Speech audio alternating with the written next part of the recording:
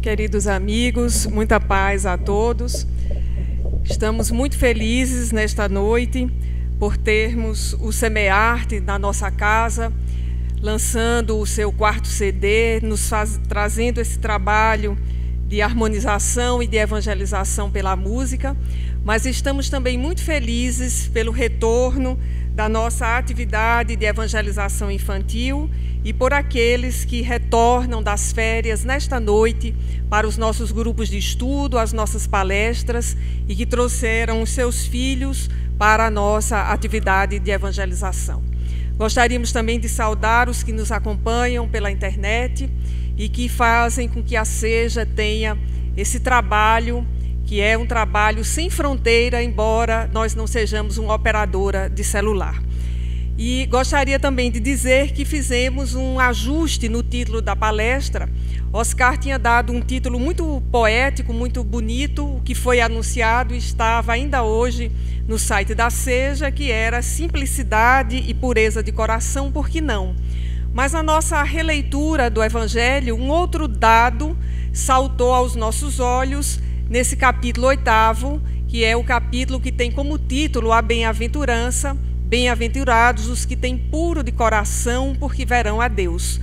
E o texto do Evangelho, ele é mais ou menos como um texto didático, aliás, um texto dramático. Ele é muito mais do que um texto dramático, porque os atores dizem que cada vez que eles leem um texto dramático ou a sua versão, eles encontram novas pausas para os personagens e podem trabalhar melhor a voz, a modulação, a composição do personagem.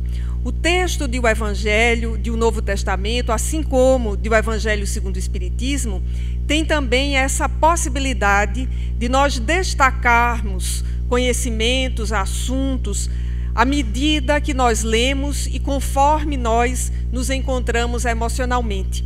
E cada releitura, o texto nos dá a impressão de ser ainda mais novo e mais atual.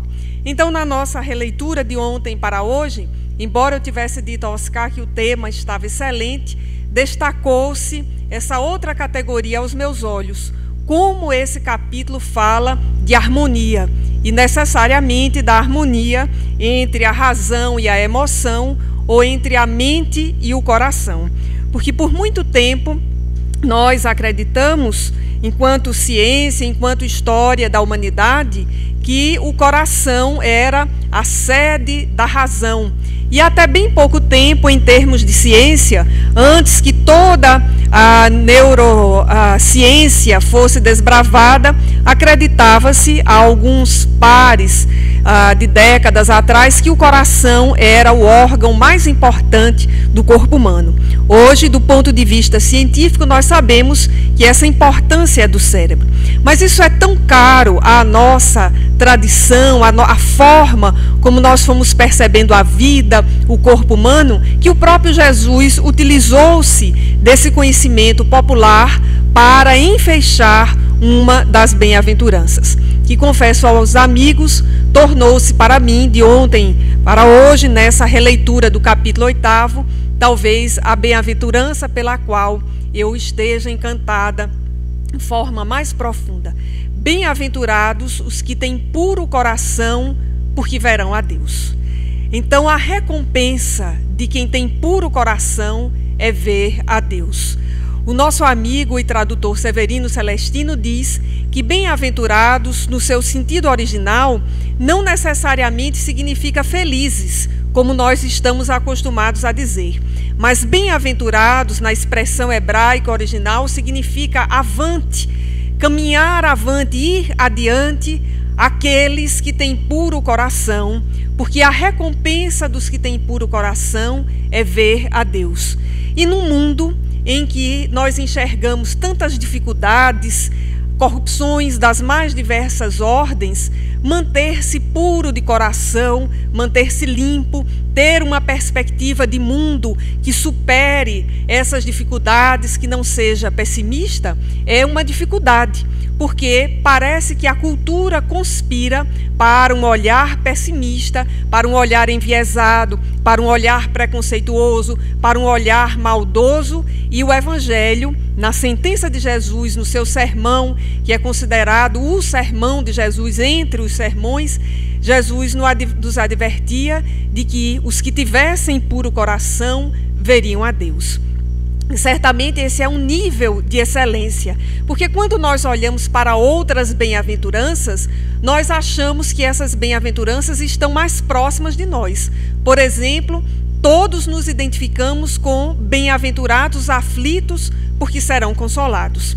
Nesta encarnação que nós estamos no movimento espírita, nos definimos como espíritas, nós conseguimos entender a abrangência dessa sentença.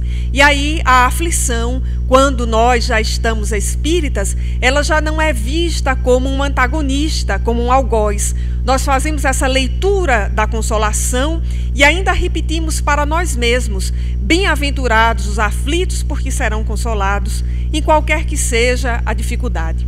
Quando nós lemos a bem-aventurança, por exemplo, bem-aventurados os que sofrem perseguição por causa da justiça, porque serão, digamos assim, nas palavras de hoje, compensados pela sua luta. Nós sentimos um grande entusiasmo, um idealismo enorme, por exemplo, de nos envolvermos com as causas pacifistas, com as causas da justiça, sem nenhuma outra questão para ser moeda de troca. Ou quando nós ouvimos na bem-aventurança dos mansos: os mansos são bem-aventurados e eles herdarão a terra. Para nós espíritas, essa é a bem-aventurança que parece às vezes a mais exequível, porque nós já estamos nessa existência bem mais mansos, bem mais cordatos do que em outras existências, e nós alimentamos o desejo do mundo de regeneração, que será habitado por pessoas mansas. Ainda que a aflição caminhe conosco, fazer o esforço de nos tornarmos mansos tem sido mais próximo de nós. Mas essa de ter puro coração para ver a Deus nos parece ainda ser uma bem-aventurança que nos traz muita dificuldade, ou ainda é muito difícil. E Allan Kardec, o codificador, organizando os capítulos do Evangelho segundo o Espiritismo, perseguiu em todos eles uma ordem didática. E cada vez que eu leio esses capítulos, eu fico ainda mais encantada com a perspectiva didática de Kardec ao organizar os capítulos para que nós compreendêssemos em profundidade a mensagem de Jesus e pudéssemos vivê-la como é a proposta do Espiritismo. Então, neste capítulo 8º, Bem-aventurados os que têm puro coração, Kardec traz um conjunto de textos, como já sabemos, textos do Novo Testamento, comentários que ele mesmo elaborou e textos das instruções dos Espíritos. E vai apresentando, por exemplo, a primeira ordem, um texto que para o nosso imaginário é muito caro, é muito forte, é uma imagem muito decisiva para nós que estamos nos tornando mansos, que é aquela mensagem em que certa vez, Jesus estando em público e algumas crianças estando ali, diz o texto literalmente que tentaram barrar as crianças para que elas não se aproximassem de Jesus. Oportunidade na qual o mestre teria dito: deixai que vinha a mim as criancinhas, o reino dos céus é para aqueles que se lhes assemelham. Durante muitas encarnações e em outros vieses religiosos, nós pulamos a expressão ou verbo se lhes assemelham e achamos que o reino dos céus seria das criancinhas, porque para o mundo ocidental, que é a cultura da qual nós podemos falar, a imagem da criança como candura, como inocência, fala às vezes as nossas próprias fragilidades, porque nós somos, no fundo, crianças psicológicas, crianças espirituais. Então nós guardamos a ideia, primeiro, de que o reino dos céus é para as crianças, numa espécie de autoconsolo. Nós somos crianças espirituais, nós não fazemos ainda a lição de casa de espiritualidade, mas nós vamos para o céu. E numa outra interpretação ainda mais literal, nós sempre admitimos no nosso imaginário que aqueles que desencarnassem crianças não iriam para o inferno, teriam espaço garantido no céu. Depois o céu foi loteado e as crianças foram para um outro lugar, para o limbo. Mas essa é a ideia generalizada. Todavia, nós precisamos entender que Jesus usou as crianças para um trabalho de comparação. É uma imagem. O reino dos céus é para aqueles que se lhes assemelham. Então, aqueles adultos, aqueles espíritos mais, digamos assim, mais maduros, mas que se assemelham, que mantêm a sua criança interior, que inclusive hoje é uma imagem psicológica forte, no sentido positivo da expressão. Alguém que mantém a sua criança interior. Não significa dizer que é uma pessoa psicologicamente frágil, mas é alguém, por exemplo, que mantém a alegria de viver, a disposição para aprender, que interage facilmente com os outros, que tem um encantamento pela vida. Então Jesus certamente deveria falar de comparações como essas e evidentemente de comparações muito mais profundas com a infância, porque sabemos à luz da doutrina dos espíritos que nos corpos infantis que nós tanto amamos e que às vezes nós adoramos apertar as bochechas e os braços, né, e dar muito cheiro porque eles são lindos, ali estão espíritos milenares que nós conhecemos por vezes de outras existências e que temos a grata satisfação de receber como filhos, como netos, como sobrinhos, como parentes próximos, e aquele espírito está ali, atravessando a infância, que está ficando cada vez mais curta, porque os espíritos lúcidos estão despertando mais cedo, alguns deles, e outros porque a sociedade tem encurtado a infância.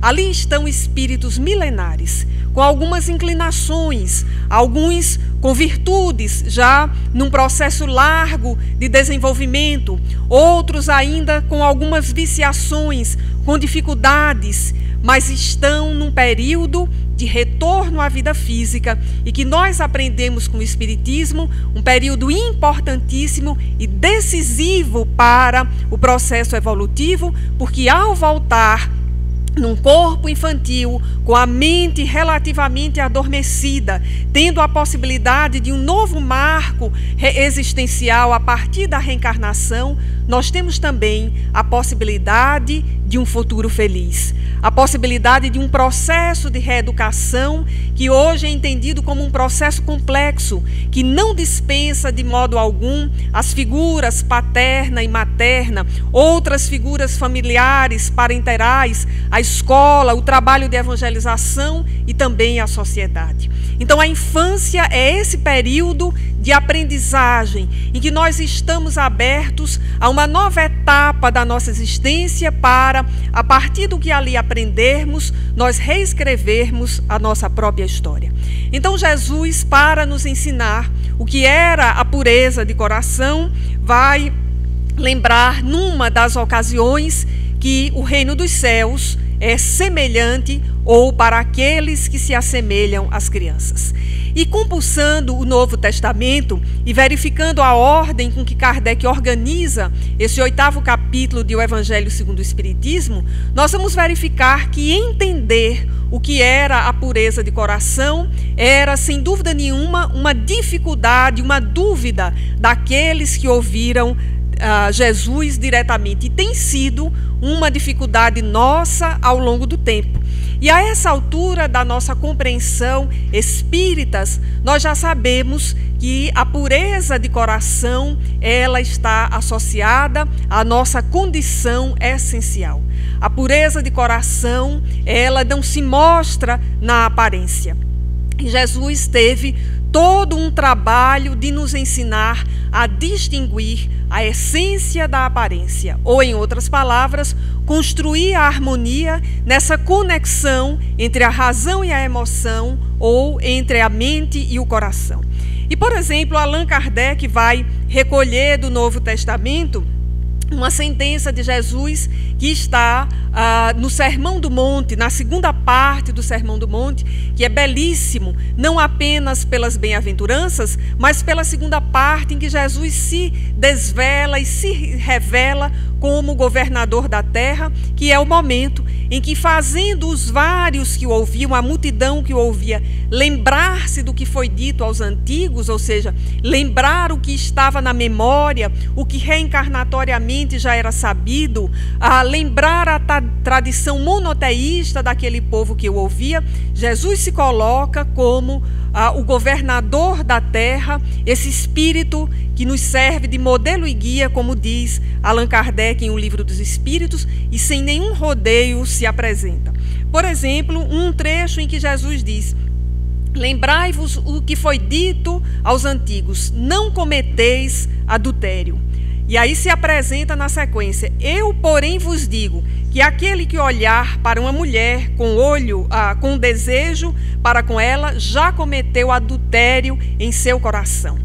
Ultimamente, todo mundo gosta de fazer piada com essa sentença de Jesus, né? Dizendo que não basta olhar para a mulher do próximo, é para o marido da próxima também. Então, ou a mulher do próximo ou o marido da próxima, tanto faz.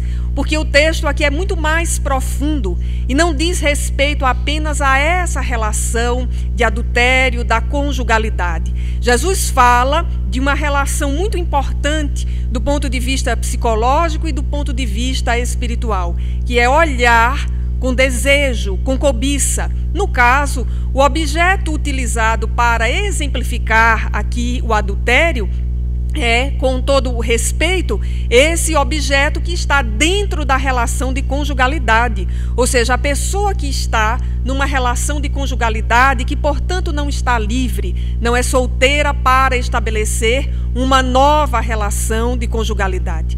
Mas se nós observarmos, como diz Kardec, que a palavra sai desse sentido comum para denotar um sentido muito mais amplo, muito mais profundo, não apenas no sentido do pecado, mas no sentido de que quando nós olhamos com desejo, com cobiça para aquilo que não nos pertence, nós desenvolvemos ou podemos desenvolver um conjunto de características psicológicas que têm vinculações espirituais muito perigosas. Porque nós estamos observando, por exemplo, com maledicência, nós estamos observando com desejo, nós estamos observando com fantasia, nós estamos observando com uma curiosidade, às vezes no sentido pejorativo do termo. Então, Allan Kardec nos faz passear por esse texto de Jesus, lembrando que para o Espiritismo, essa não é apenas uma relação de pecado no sentido tradicional do termo, mas que Jesus estava apresentando uma relação com a consciência. Porque no texto do Novo Testamento, Jesus vai dizer que aquele que olhou já cometeu adultério em seu coração. Ou seja, já há algo que está em dissonância, em desarmonia entre a emoção e a mente.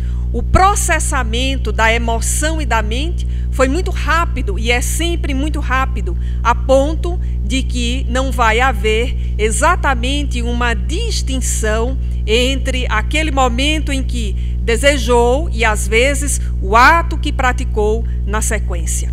Nesse sentido, há um texto interessante, um comentário de Kardec no Evangelho, exatamente quando ele coloca uma questão para os espíritos responderem, uma das poucas questões que aparecem no Evangelho segundo o Espiritismo, e Kardec inteligentemente pergunta: sofre-se as consequências de um pensamento mau, embora não o coloque em prática? Eu acho as questões de Kardec inteligentíssimas, né? E muito didáticas, porque se parecem conosco, né? É mais ou menos as questões que nós faríamos. Eita, pensei mal. Foi mal, será que isso tem uma consequência prática? Aí nós já nos precavemos e damos a resposta: não, mas eu só pensei, eu não fiz nada. Não, pensar, não é, já é assim, não, eu só pensei, eu não fiz. Então Kardec coloca uma questão que é dos nossos dias, é dos nossos tempos, é própria dos nossos conflitos, quando nós estamos saindo, por exemplo, de uma viciação psicológica. Antigamente, no movimento espírita e na sociedade de um modo geral, havia, por exemplo, uma grande perseguição, não é, aos vícios sociais, fumar, beber. A ciência e a própria propaganda governamental já demonstrou o quanto isso é prejudicial. E nós não precisamos mais fazer patrulha em relação a ninguém, até porque a primeira patrulha precisa ser conosco, com os vícios íntimos, maledicência, futilidades, né, cobiças e esses outros que estão por aí. Então, quando nós estamos, de fato, num processo reeducativo, de reengenharia de vida, tentando transformar as nossas más inclinações, tentando purificar o nosso coração, tido como a sede da nossa emoção, daquele peso que nós carregamos por inadvertência, por termos mergulhados num caldo cultural que estimula esse tipo de viciação moral, nós podemos fazer uma questão como essa que Kardec fez. Sofre-se as consequências de um mau pensamento, embora nós não tenhamos praticado a ação, e Kardec vai então colocar 3 situações. Naquela situação em que nós resistimos, ou seja, aquela que nós pensamos, mas, por exemplo, não passamos a fofoca adiante, porque na nossa sociedade a fofoca ela tem 2 origens, né? Ou aquela origem assim, não, alguém me disse, disseram, né? O sujeito oculto, aula de português, né? Disseram, marca de impessoalidade, né? Soube-se, né? Não, estava se dizendo em algum lugar. Então, o sujeito oculto, marca de impessoalidade, mas não deixa de ser uma fofoca que é passada adiante por um agente da ação. E existe aquela outra natureza que é o sujeito que de fato inventa a fofoca, que certamente provém de um coração cuja fonte não está límpida. Então, quando nós estamos num esforço de superação, nós podemos nos fazer essa pergunta: pensei, ouvi a fofoca, por exemplo, mas não passei adiante. Há algum mal nisso? Ou há algum benefício nisso?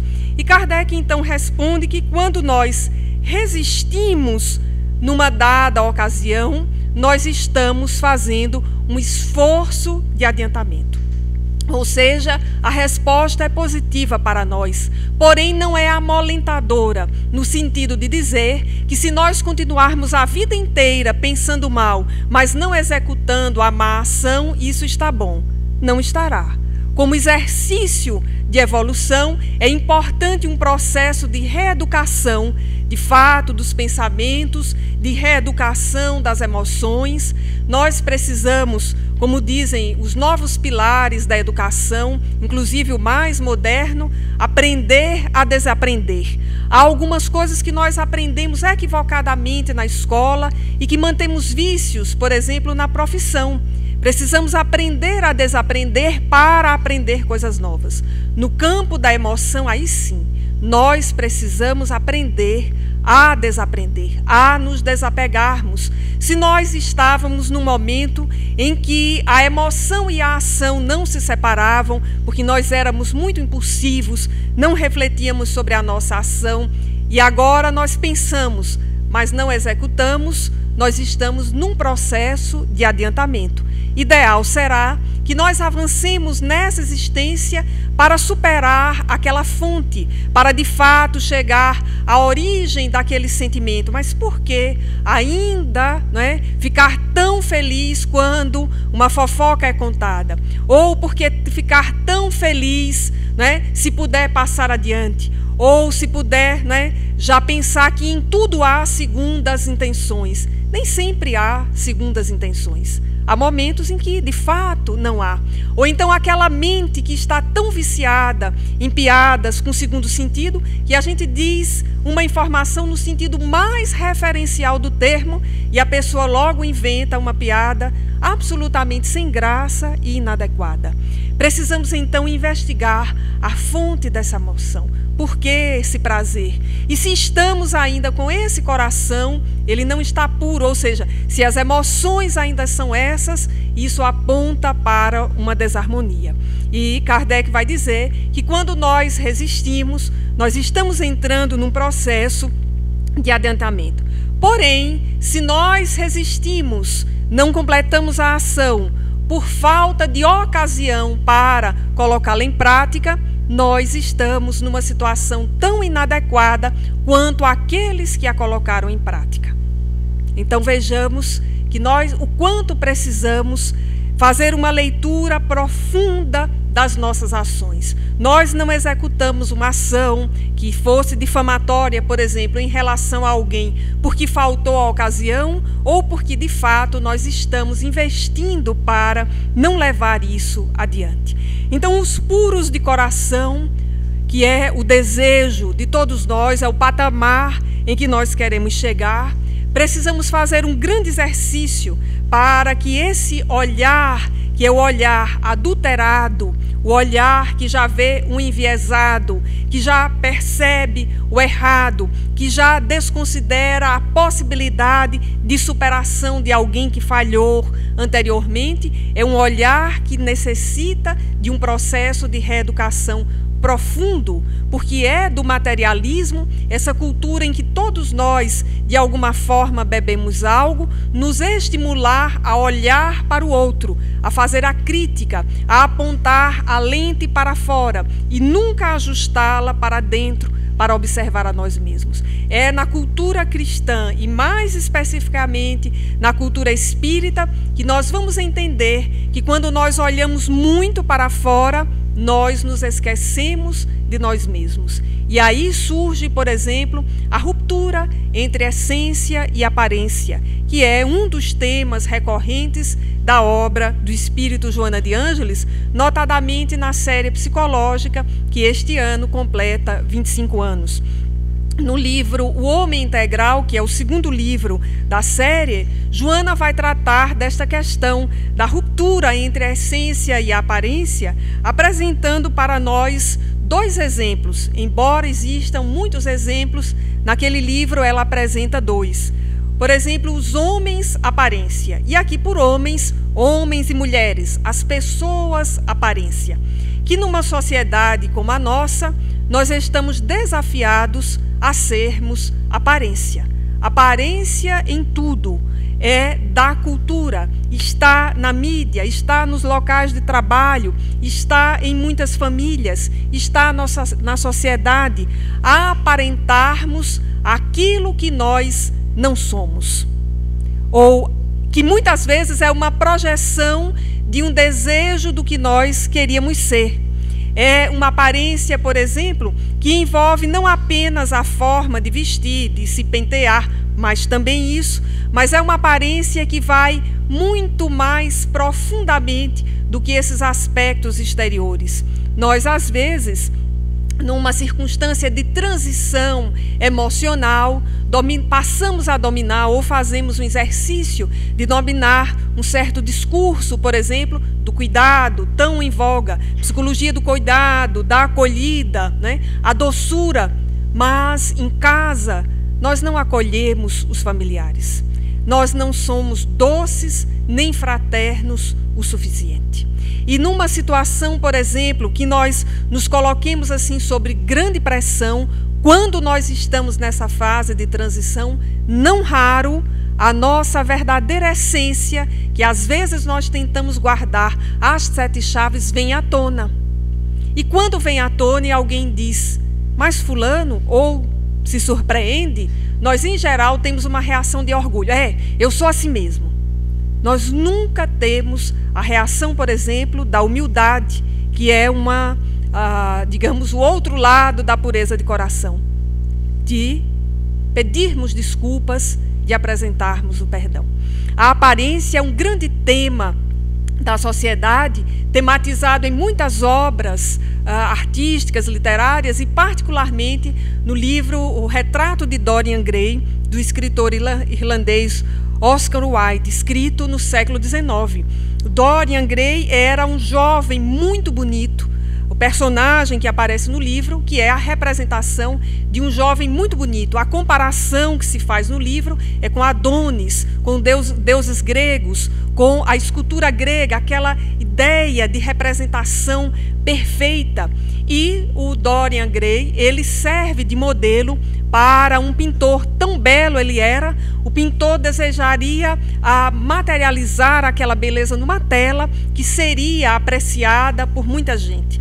E nessa condição de ser modelo para aquela tela, o escritor, com muita habilidade, ao mesmo tempo que dizem os críticos literários, trata da decadência da sociedade vitoriana, vai também apresentando a decadência que nós estamos vendo na pós-modernidade. Aquele jovem posa com toda a sua beleza para aquele pintor e perde a sua paz, porque ele deseja ser, na sequência dos anos, aquele retrato congelado, extremamente belo.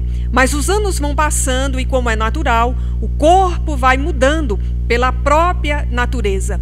Até que no livro disse que aquele personagem faz um pacto com o demônio para que ele permaneça jovem e as pessoas não percebam a sua velhice chegando. Então ele vive a sede, a doença da eterna juventude. Ele vive o desejo da aparência, no sentido mesmo da aparência física perene. Mas por trás desse desejo de uma aparência bonita, estava também uma personalidade doentia, que sofria de vários problemas psicológicos. O menor deles era a inveja. E como somente na literatura acontece, por ter essa sensibilidade de tocar os grandes temas da humanidade, quem envelhece ao longo do tempo é o retrato de Dorian Gray. Por isso, o livro se chama O Retrato de Dorian Gray, tratando exatamente desse problema da aparência, que na atual sociedade vai se externar pelo desejo da eterna juventude, pelo desejo do corpo perfeito, pelo desejo de dominar, por exemplo, determinados discursos tidos como politicamente corretos, sem um trabalho profundo de modificação de concepções. Porque ninguém se torna um pacifista como Gandhi de uma hora para outra. Isso é uma operação de modificação na perspectiva, no olhar, de compreensão. Então nós, por vezes, estamos repetindo um discurso pacifista, mas estamos armados.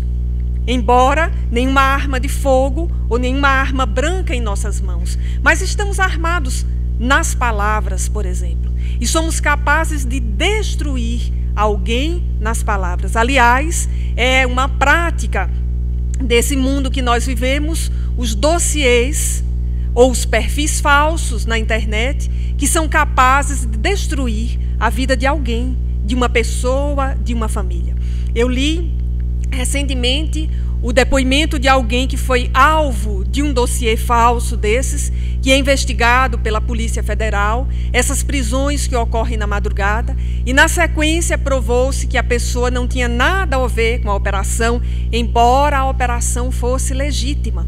E a pessoa narrava na carta o seu processo de reconstrução íntimo perante si mesmo e perante a família, perante a sociedade. Depois provou-se, ela não tinha a ver com aquela circunstância, aquela operação, mas havia sido vítima de uma mente caluniosa, que é um grande problema, um grande entrave à pureza do coração.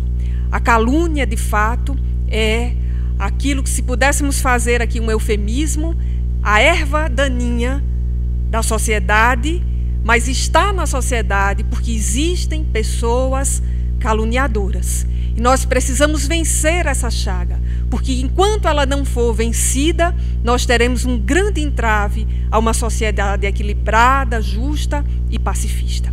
Então Joana apresenta os homens aparência e vai falar exatamente desses comportamentos exteriores que reproduzem as chamadas normoses da sociedade, mas que revelam pessoas absolutamente frágeis, Mantêm uma aparência porque não têm condições de se olharem, de se observarem, de enfrentarem as suas próprias dificuldades. E vai mostrar também que existem os homens espelho, ou seja, as pessoas espelho, aquelas que repetem determinados comportamentos sociais. Por exemplo, redundantemente aqui, uma ilustração de homens espelhos, determinados grupos sociais, porque isso já em massa não é tão individualizado assim, que se vestem como determinados personagens de livros ou de filme.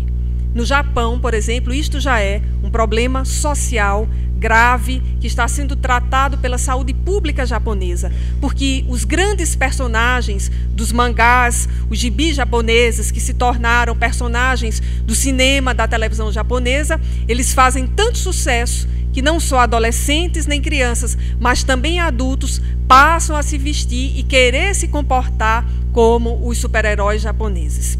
Há uma grande diferença, por exemplo, entre os heróis japoneses, quase todos inspirados nos samurais, dos heróis, por exemplo, os fabricados em Hollywood. Imagine alguém vestido como super-homem, com aquela sunga vermelha, horrível, e querendo voar, né? Mas tem gente que pensa, né? Não bota a capa do super-homem, mas pensa que é o super-homem e que vai resolver, ou a Mulher Maravilha, que o desenho ainda era mais feio, na minha opinião. E aí vai resolver todos os problemas dos outros. Ou a Mulher Gato, que nunca tirou a máscara, né? Que é psicologicamente uma leitura muito profunda, que vai resolver os problemas dos outros. Está sempre de prontidão para os outros, mas nunca para um momento de intimidade, de autoencontro, de leitura das próprias necessidades e, sobretudo, leitura dos próprios sentimentos, dos próprios pensamentos e das próprias ações. Por isso, nós vamos encontrar na literatura espírita, de Emmanuel a Joana de Ângeles, passando por Filomeno de Miranda, André Luiz, sempre a recomendação para nós meditarmos, termos momentos em que possamos meditar e orar, porque ao dizerem isso, esses espíritos já estavam reproduzindo de forma didática a sentença de Jesus: orai e vigiai.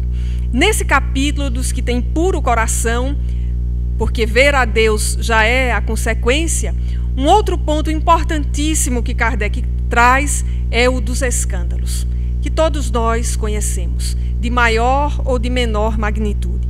E a sentença de Jesus de que é necessário que os escândalos venham, mas ai daqueles que o trouxerem. E muita gente tenta pegar Jesus no contrapé e diz: mas se os escândalos venham, por que aquele que o trouxe, né, é que vai ser o mais penalizado? De fato, essa é uma sentença profunda que requer um exame contextual, mas requer também, à luz do Espiritismo, um exame, uma leitura psicológica. Porque o escândalo, em todas as sociedades, é aquilo que fere a moral. É aquilo que fere o código estabelecido. E nós sempre nos escandalizamos com os escândalos novos. É como se os anteriores se tornassem menores. Graças a Deus, nós temos ainda a capacidade, digamos, no bom sentido da expressão, de ficarmos admirados com os escândalos. Naquele sentido em que dizemos: mas é impossível que isso ocorra de novo. Mas isso não deveria ter ocorrido. Talvez nesta semana, para falar de um escândalo social, todos nós estejamos muito escandalizados com a fuga daquele ítalo-brasileiro, ou brasileiro de passaporte italiano, que durante 7 anos arquitetou uma fuga quase que milimétrica. Um escândalo a ponto de o presidente do Superior Tribunal Eleitoral ter dito para vários jornalistas numa coletiva: estamos todos surpresos.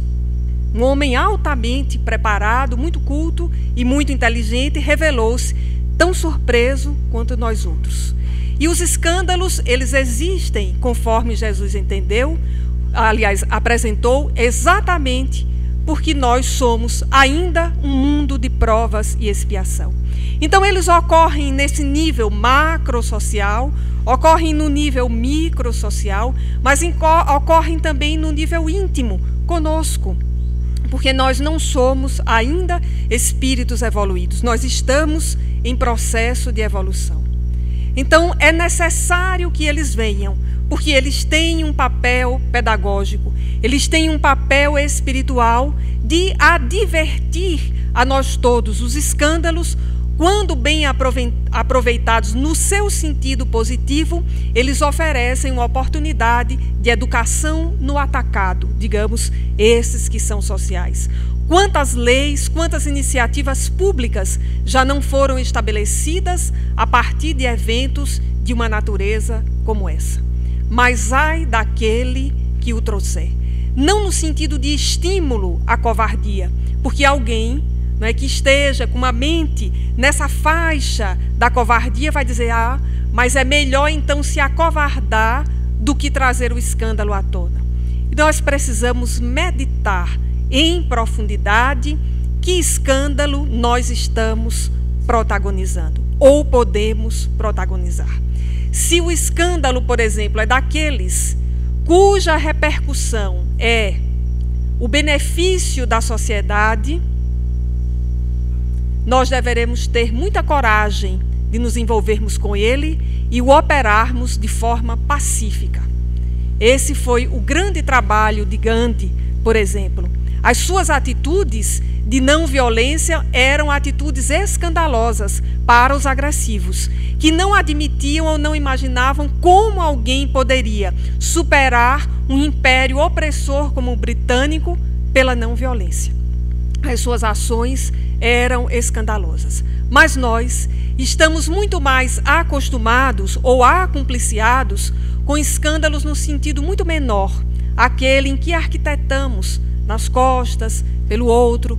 Por isso, às vezes, os tantos processos obsessivos que supostamente se dizem de justiça, mas são, na verdade, vingança em execução, porque é a tentativa de superação ou a tentativa de colocar na situação difícil aquele que lá atrás, mais impulsivo, menos reflexivo e com um coração ainda mais turbado, ou seja, com uma emoção ainda mais desconcertada, protagonizou ou trouxe à tona um escândalo cuja relevância social ou familiar era nenhuma, era mínima.